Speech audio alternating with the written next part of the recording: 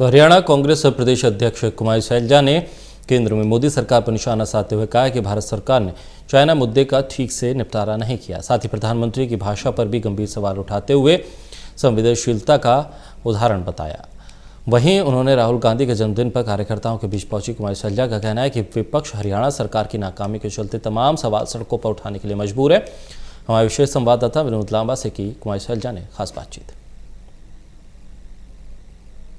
तमाम प्रदेश में आपने प्रेस कॉन्फ्रेंस का एक सिलसिला शुरू किया है, आज क्या कुछ विषय रहे जो आपने उठाए? जी, आज हम यहाँ आए हैं फरीदाबाद में और हमारे यहाँ के साथियों का विशेष आग्रह था कि आज राहुल गांधी जी का जन्म दिवस है, लेकिन राहुल जी की भावना है कि हम जन्म दिवस को कोई जश्न के रूप में ना मनाएं।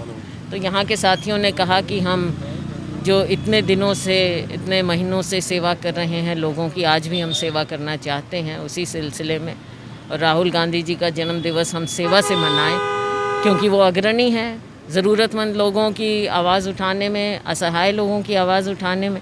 तो आज उसी तरह से, उसी सिलसिले में हम यहाँ आए। हमारे साथी कांग्रेस पार्टी की ओर से गरीब लोगों में खाद्य सामग्री भी वितरित कर रहे हैं और हॉस्पिटल में, बीके हॉस्पिटल में जो पीपीई किट हैं वो भी देना चाहते थे। तो उस सिलसिले में हम आए, क्योंकि हम चाहते हैं कि जो कार्य कर रहे हैं उनको प्रोत्साहन भी मिले और जो गरीब लोग हैं उनकी आवाज़ को भी हम उठाएं और समझें दर्द। विपक्ष के तौर पर आपने एक ट्वीट किया था जिसमें मोदी साहब की जो लैंग्वेज थी, आपने उस वीडियो को भी डाला और प्रदेश सरकार को भी लगातार, मुख्यमंत्री को आप लेटर लिख रहे हैं। तो किस तरह से केंद्र और राज्य की सरकार पर आप लगातार हमलावर हैं? बात यह है कि जो अंदर की बात है वो सामने आ ही जाती है। अगर संवेदनशीलता कहीं भी इनमें होती, पहली बात तो हमारे इतने वीर शहीद ना होते। और ये मरने मारने की भाषा जो अपने आप को बड़े यहाँ की संस्कृति के, धरोहर के ठेकेदार समझते हैं, उनके मुंह से इस तरह की भाषा का प्रयोग ना केवल उन वीर जवानों की स्मृति में, ना केवल उनके परिवारों को, लेकिन पूरे देश को उनके इस वक्तव्य से एक बहुत गहरी पीड़ा हुई है। हरियाणा सरकार को जो तमाम लेटर्स लिखे थे, कुछ काम हुआ? क्योंकि किसानों वाला एक फैसला तो मुझे याद आता है जो वापस ले लिया गया धान की बुवाई को लेके। जो आपने लेटर्स जो पूरा एक प्रेशर बनाया, वो कितना हद तक? बिल्कुल प्रेशर हम बनाते रहे हैं।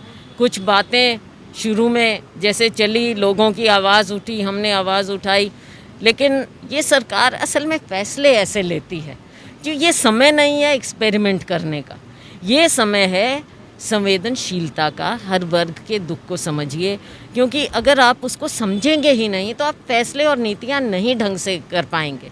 और उसी का नतीजा आप देख रहे हैं कि सही फैसला लेना तो दूर, अब पहले गलत फैसले लेते हो, फिर लोगों का दबाव आता है, कांग्रेस का दबाव आता है, हम सभी आवाज़ उठाते हैं, फिर आप पीछे हटते हो, यू टर्न लेते हो, बार बार यू टर्न लेना। तो ये क्या है, लोगों को उलझाना या सही मायने में लोगों के हित के काम करना? सरकार स्पष्ट तो आए, स्पष्ट है नहीं, ना इनकी सोच स्पष्ट है, ना ये कार्य करने में सक्षम है।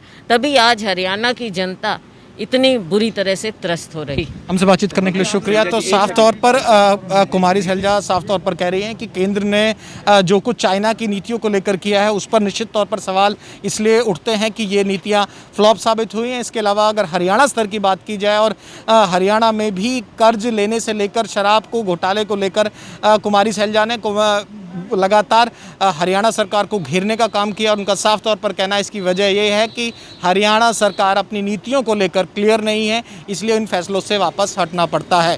फरीदाबाद से विनोद लांबा, टोटल न्यूज़।